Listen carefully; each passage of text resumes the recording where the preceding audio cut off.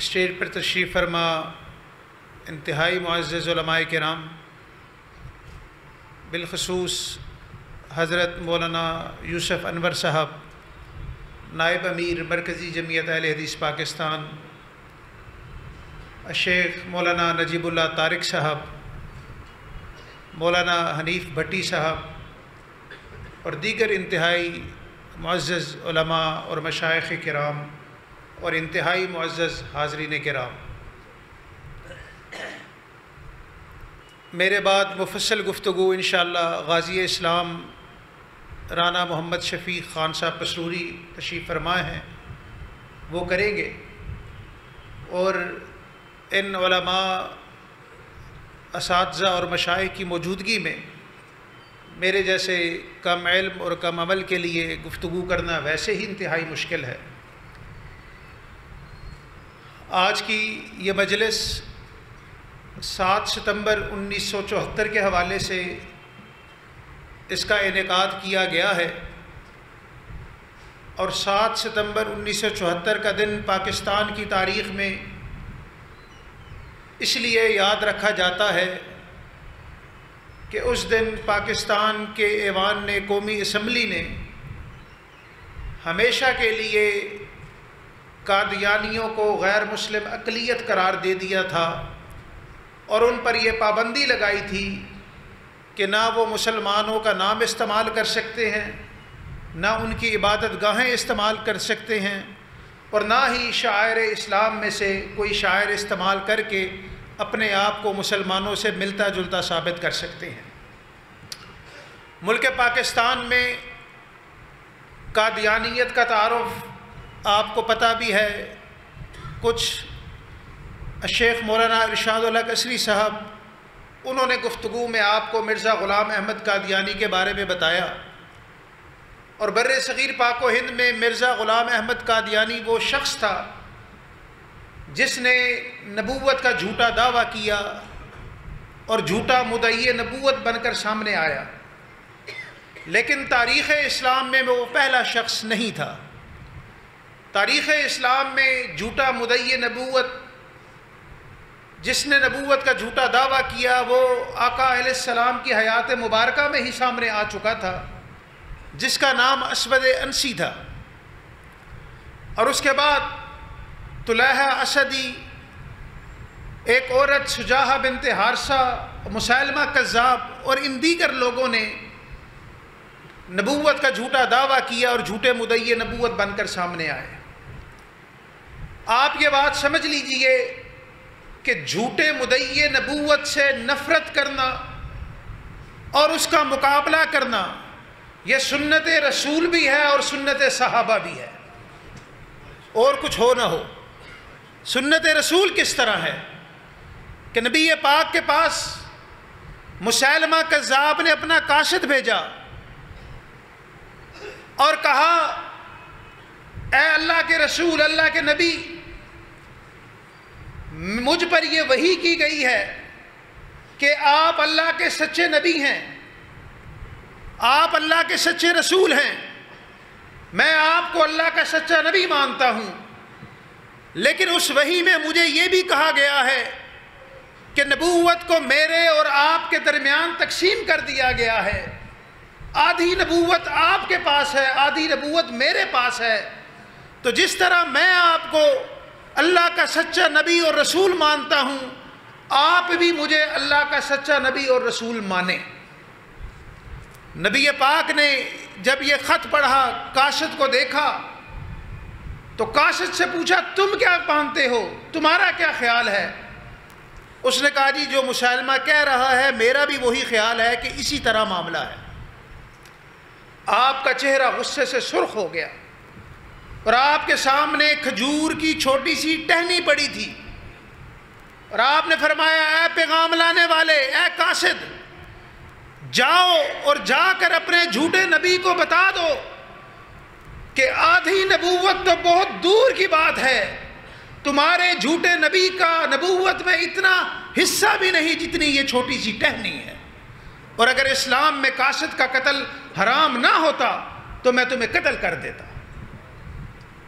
یہ نبی پاک کی سنت ہے۔ اور صحابہ کی سنت کس طرح ہے؟ اٹھائیے ذرا جنگ یمامہ کی تاریخ کو. ابھی الشیخ نجیب اللہ طارق صاحب نے کہا کہ ہمارے نوجوانوں کو پتہ ہی کچھ نہیں ہے، اور بالکل صحیح فرمایا. لیکن کاش ہمارے نوجوان تاریخ اٹھا کر پڑھیں. اور صرف میں یقین سے کہتا ہوں کہ جنگ یمامہ کی تاریخ اٹھا لیں یا حضرت خالد ابن ولید کی تاریخ پڑھ لیں تو ان کو ختم نبوت کا مسئلہ ہمیشہ کے لیے بہترین سمجھ آ جائے گا. جب مسیلمہ کذاب نے زور پکڑا، 40,000 کے قریب اس نے اپنے حمایتی جو اس کی نبوت پر یقین رکھنے والے تھے اکٹھے کر لیے. سیدنا صدیق اکبر کو مدینے میں خبر ملی. آپ کو پتہ لگا کہ یہ فتنہ بہت پرزور ہو چکا ہے. مورخین نے لکھا کہ صدیق اکبر، حالانکہ وہ فتنوں کا دور تھا آقا کے بعد، ظاہری بات ہے کہ بہت سے فتنے، منکرین زکوٰۃ کا فتنہ اور لوگوں کا فتنہ، جھوٹے مدعیان نبوت کا فتنہ، لیکن صدیق اکبر ممبر پر آ گئے اور آپ نے خطبہ ارشاد فرمایا.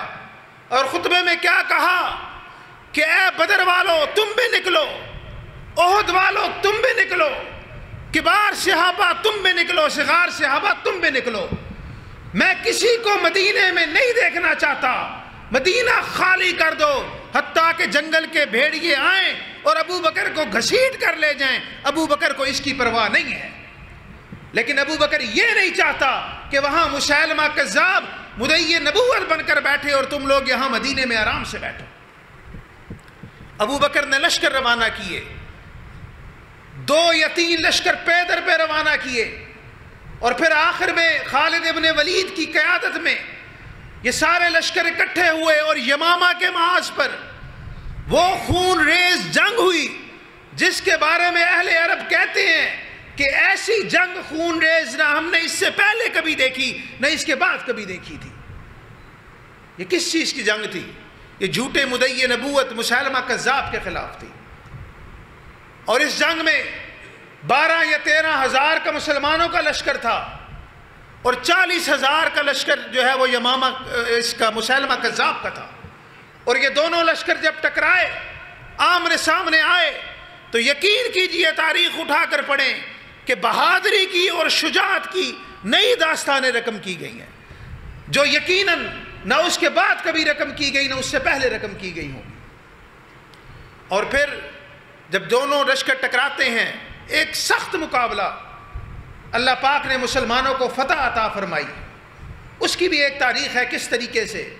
اور مسیلمہ کذاب قتل ہوتا ہے، مارا جاتا ہے.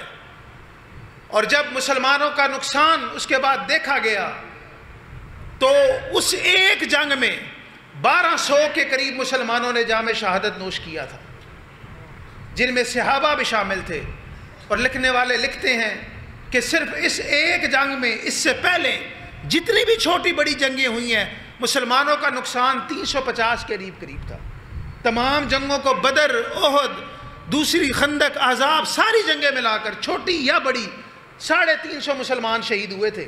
لیکن اس ایک جنگ میں صرف 1200 مسلمان بشمول صحابہ کرام شہید ہوئے تھے. اور پھر یہ بھی لکھا گیا کہ اس ایک جنگ میں شہید ہونے والے حفاظ یا قراء کی تعداد 360 کے قریب تھی، صرف اس ایک جنگ میں. رانا شفیق صاحب نے ابھی توجہ دلائی کہ 360 نہیں 70 یا 75 تھی. بہرحال دونوں فگر ہیں، چلے 70 بھی کر لیں، لیکن 1200 مسلمان یقیناً شہید ہوئے تھے اس ایک جنگ میں. اور اس جنگ میں شہید ایک صحابی، ان کا صرف تذکرہ کر کے کہ وہ جنگ لڑی کس طرح گئی ہے، حضرت ابو دجانہ رضی اللہ تعالیٰ عنہ، وہ اس جنگ میں شریک تھے. اور جب مسیلمہ کذاب کا لشکر حملہ آور ہوا، زور پکڑا، مسلمانوں کے قدم اکھڑنے لگے، سیدنا ابو دجانہ نے زمین کھود لی، زمین کو کھودا اور اپنے آپ کو گھٹنوں تک زمین میں دھسا لیا. اور کیا کہنے لگے کہ ابو دجانہ ختم نبوت کی حفاظت میں مر جانا گوارا کرتا ہے، لیکن یہ گوارا نہیں کرتا کہ ابو دجانہ کے قدم اکھڑ جائے.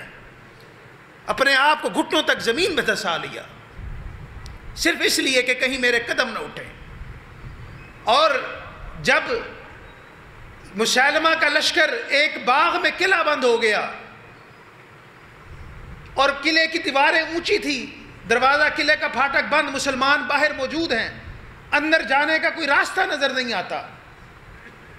اب اندر مسلمہ موجود ہے، اس کی فوج موجود ہے، مسلمان باہر ہے، کس طرح اندر جائے؟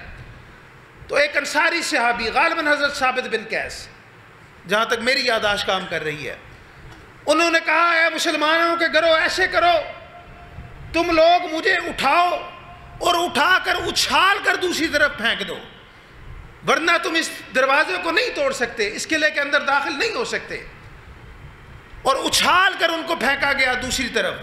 انسانوں نے سیڑھی بنائی اور اس سیڑھی کے ذریعے ان کو اچھال کر، اور وہ وہاں پر جا کر دوسری طرف انہوں نے دروازہ کھولا اور مسلمان باغ کے اندر داخل ہوئے۔ تو اس خون ریز جنگ کے بعد مسلمانوں نے، اور اس جنگ میں صحابہ کرام کا جو نعرہ تھا وہ کیا تھا کہ یا محمد، کہ اے محمد، یہ جنگ ہم آپ کے دفاع اور آپ کی حرمت کی حفاظت کے لیے لڑ رہے ہیں، یہ جنگ ہم اپنے لیے نہیں لڑ رہے ہیں۔ اور یہ خون ریز جنگ لڑ کے تا قیامت آنے والی مسلمانوں کو صحابہ کرام یہ پیغام دے گئے کہ اے مسلمانوں، اس ختم نبوت کے مسئلے کو چھوٹا مت سمجھنا، اس کو حقیر مت سمجھنا، اس کو نظر انداز مت کرنا، اس سے آنکھیں نہ چرانا، جس بھی قیمت پر ختم نبوت کی چوکھٹ کا دفاع کرنا پڑے ضرور کرنا۔ لیکن آج ہم نے اپنی وہ سنہری تاریخ فراموش کر دی ہے، ہم اسے بھول چکے ہیں۔ اور بالکل صحیح کہا علماء کرام نے کہ آج کا مسلمان یہ جانتا ہی نہیں ہے، بالخصوص ہماری نسل نو تو جانتی نہیں ہے کہ اصل میں یہ مسئلہ ہے کیا، یہ کیوں ہے، اور یہ کتنا نقصان دہ ہے، کس طرح نقصان دہ ہے، اس طرف بھی توجہ دیتے پڑے۔ ہم کیوں کہتے ہیں کہ تمام جھوٹے جو ہے مدعیان نبوت وہ کافر ہیں، وہ کذاب ہیں، وہ دجال ہیں، ہم کیوں کہتے ہیں؟ دیکھیے بات سمجھیے، آقا علیہ السلام جب آئے ایک شریعت لے کر آئے، ایک شریعت لے کر آئے جو منظم من اللہ تھی، وہ دین مکمل، الیوم اکملت لکم دینکم کے بعد دین مکمل ہو گیا۔ اب اس شریعت میں اگر آپ کوئی چیز شامل کریں گے، جھوٹا مدعی نبوت اٹھے گا تو وہ اپنی کوئی شریعت پیش کرے گا، وہ اپنی کوئی بات پیش کرے گا۔ اس کو اسی طرح مثال لے لیں کہ اگر دودھ کی ایک نہر بہہ رہی ہے اور اس میں گندی نالی کا پانی شامل ہونا شروع ہو جائے تو وہ دودھ بھی صاف اور پاک نہیں رہتا، اس میں ملاوٹ ہو جاتی ہے۔ اسی طرح جھوٹا مدعی نبوت نبی اٹھے گا، وہ کوئی دعویٰ کرے گا تو جو آقا علیہ السلام کی لائی ہوئی پاک اور مطہر شریعت ہے اس میں ملاوٹ ہونا شروع ہو جائے گی۔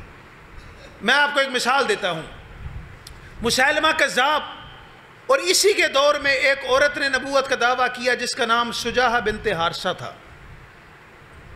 وہ اپنے گروہ کے ساتھ ہی اپنے گروہ کے ساتھ ان دونوں کا آمنا سامنا ہو گیا۔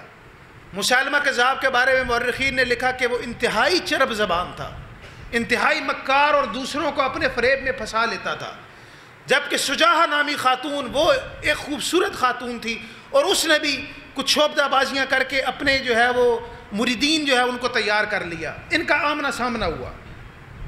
سجاہہ نے اپنے حواریوں کو کہا تم بیٹھو، میں جاتی ہوں اور مسیلمہ کذاب کے ساتھ بات چیت کر کے آتی ہوں اور اسے سمجھاتی ہوں کہ وہ میری نبوت کو قبول کر لے، وہ مجھے نبی مان کر میرا امتی بن جائے۔ تاریخ میں یہ بات لکھی ہوئی ہے۔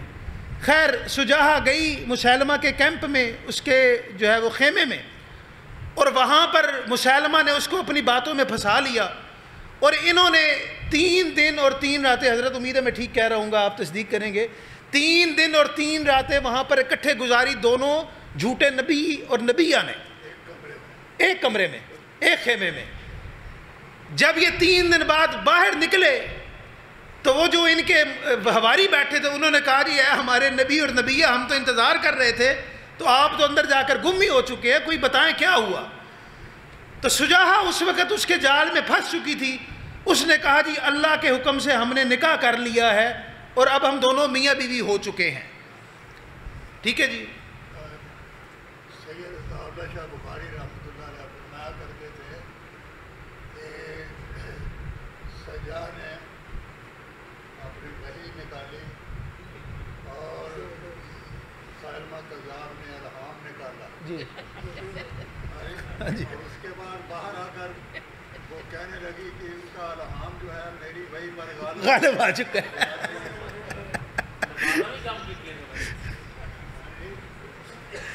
چلے حضرت نے بات جو ہے وہ مزید کھول کر بیان کر دی ہے.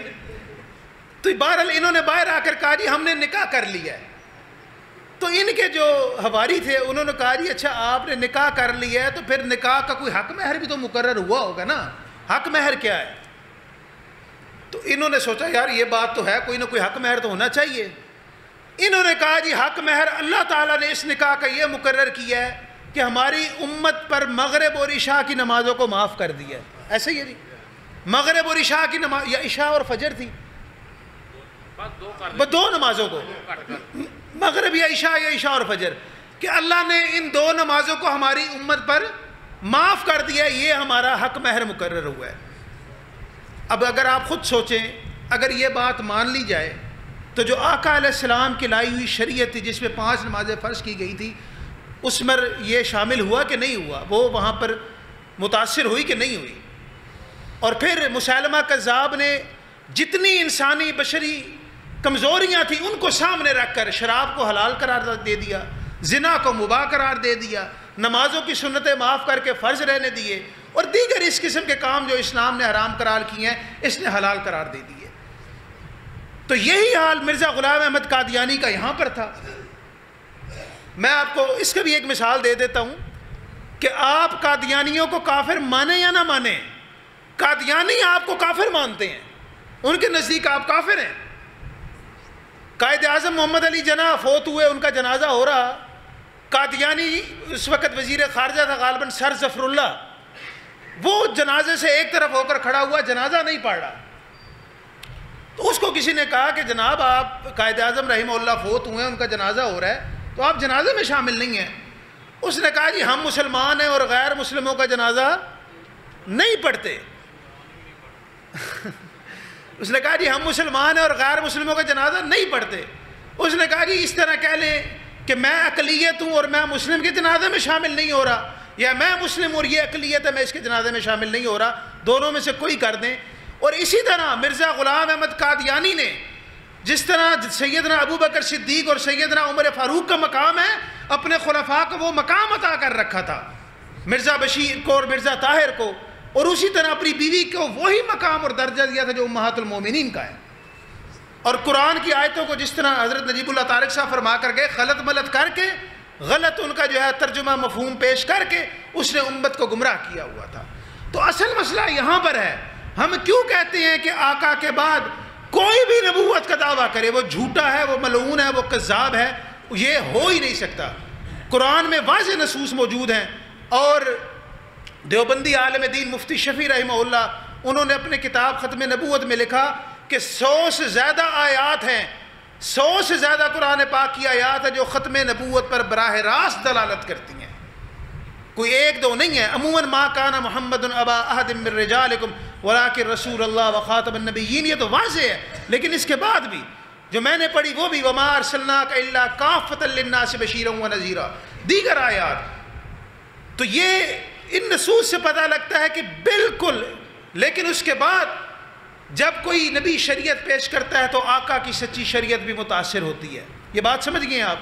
لیکن اس کے ساتھ پھر میرا اگلا سوال بھی ہے, جس طرح علامہ شہید نے کہا نا کہ نبوت کے ظاہری دشمنوں کو بھی اور باطنی دشمنوں کو بھی, اگر قادیانیت یا جھوٹے مدعیان نبوت یہ کام کریں تو وہ کافر ہیں, اور اگر کوئی ہماری مسلمانوں کی آڑ لے کر یہ کام کرے اور آقا کی صحیح شریعت میں جھوٹی شریعت کو داخل کرے, من گھڑت مسئلوں کو شامل کرے, من گھڑت باتوں کو شامل کرے, تو پھر اس کا احتساب کیوں نہیں ہونا چاہیے؟ اس کو کیوں نہیں روکا جانا چاہیے؟ اس میں اور ان میں کیا فرق ہے کہ یہ کلمہ پڑھ کر سب کچھ کر رہے ہیں اور نبوت کا دعویٰ نہیں کیا, اس نے نبوت کا دعویٰ کیا, لیکن جرم دونوں کا برابر ہے, جرم دونوں کا ایک ہے.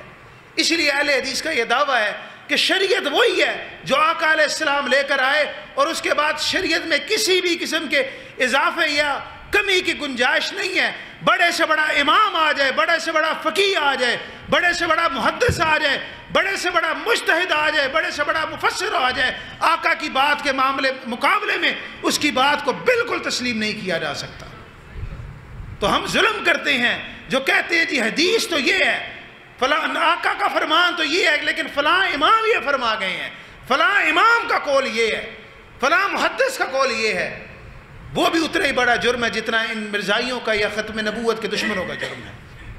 تو حضرات اس مسئلے کی اہمیت کو سمجھیے، اس مسئلے کو سمجھیے کہ یہ مسئلہ کتنا اہم ہے، اور ہمیں یہ چاہیے۔ اور میں آپ سے درخواست کروں گا، بالخصوص اپنے نوجوانوں سے، اپنے طالب علم بھائیوں سے، کہ آپ جنگ یمامہ اور حضرت خالد ابن ولید کی تاریخ کو ضرور اٹھا کر پڑھیں، تاکہ آپ کو پتہ لگے کہ وہ ہمارے آبا تھے، وہ ہمارے اسلاف تھے، وہ ہمارے لیے مشعل راہ تھے، اور انہوں نے کس طریقے سے ان فتنوں کا مقابلہ کیا اور ان فتنوں کی سرکوبی کی ہے۔ اللہ پاک مجھے اور آپ کو ختم نبوت کے حفاظت کرنے والا بنائے۔ اور میں ایک آخری بات کرنا چاہتا ہوں کہ 1974 میں جب یہ قرارداد پیش ہوئی اور قومی اسمبلی سے، اس وقت بھی اہل حدیث علماء کا کردار فراموش نہیں کیا جا سکتا۔ جو قومی اسمبلی میں اگرچہ اہل حدیث کی نمائندگی نہیں تھی، ہم لوگ موجود نہیں تھے، لیکن بالخصوص مولانا ابراہیم کمیر پوری اور دیگر علماء کرام، انہوں نے پوری اعانت فراہم کی ان لوگوں کو جو اسمبلی میں یہ مقدمہ لڑ رہے تھے۔ لیکن آج 1974 کے بعد، کم و بیش 40 سال 50 سال بعد، اللہ نے اہل حدیث کو یہ موقع دیا کہ ہماری نمائندگی ایوان میں موجود ہے، اور ختم نبوت کے بعد جو دفاع صحابہ کا بل سینٹ میں پیش ہوا ہے، الحمدللہ وہ اہل حدیث کی نمائندگی سے پیش ہوا ہے۔ وہ ناظم اعلیٰ مرکزی جمعیت اہل حدیث پاکستان سینیٹر ڈاکٹر حافظ عبدالکریم صاحب نے پیش کیا، اور نہ صرف پیش کیا ہے بلکہ اس کو منظور کروایا ہے۔ اور جس طرح 1974 کے بل کی منظوری سے تا قیامت قادیانیت غیر مسلم قرار دی گئی تھی، اس بل کی سینٹ میں منظوری سے انشاءاللہ تا قیامت ان لوگوں کا منہ بند ہو جائے گا جو دشمنان صحابہ ہیں اور جو ناموس صحابہ پر دن رات بھونکتے رہتے ہیں انشاءاللہ۔ اور یہ جواب ہے ان لوگوں کے لیے جو کہتے ہیں مرکزی جمعیت اہل حدیث پاکستان نے کیا کیا، سینٹ میں 2 سیٹوں نے کیا کیا، سینٹ کی 2 سیٹوں کے لیے آپ نے جماعت کو بھیج دیا۔ حافظ عبدالکریم صاحب نے، انہوں نے مجھے کہا اس بل کی منظوری کے بعد کہ یہ بل پیش کر کے اور منظور کر کے میں سمجھتا ہوں کہ میری سیاست کی قیمت ادا ہو چکی ہے۔ اور ہم یہ سمجھتے ہیں کہ مرکزی جمعیت اہل حدیث پاکستان کی جو سیاسی پالیسیاں تھیں وہ رنگ لے آئی ہیں، اور کچھ ہو نہ ہو تاریخ ہمیشہ کے لیے لکھی گئی ہے کہ سینٹ میں ناموس صحابہ و اہل بیت کا بل مرکزی جمعیت اہل حدیث کے ناظم اعلیٰ نے پیش کیا اور اس کو پاس کروایا ہے۔ اور آپ کو کیا چاہیے؟ سینٹ میں یہ نمائندگی نہ ہوتی تو شاید یہ عظیم کام کبھی نہ ہو سکتا۔ اس لیے جماعت میں کیڑے نکالنا چھوڑیں۔ میں نہیں کہتا کمیاں نہیں ہیں، ضرور کمیاں ہوں گی، ضرور کوتاہیاں ہوں گی، لیکن اس وقت اگر مرکزی جمعیت اہل حدیث کی نمائندگی کو نکال دیا جائے تو سینٹ، قومی اسمبلی، صوبائی اسمبلی میں آپ کی ایک بھی نمائندگی موجود نہیں رہے گی، ایک بھی۔ اور میں دعوے سے کہتا ہوں، حضرت کی موجودگی میں، میرے بزرگ ہیں، مجھ سے بہتر حالات کو جانتے ہیں، کہ تمام اہل حدیث جماعتیں اکٹھی ہو جائیں۔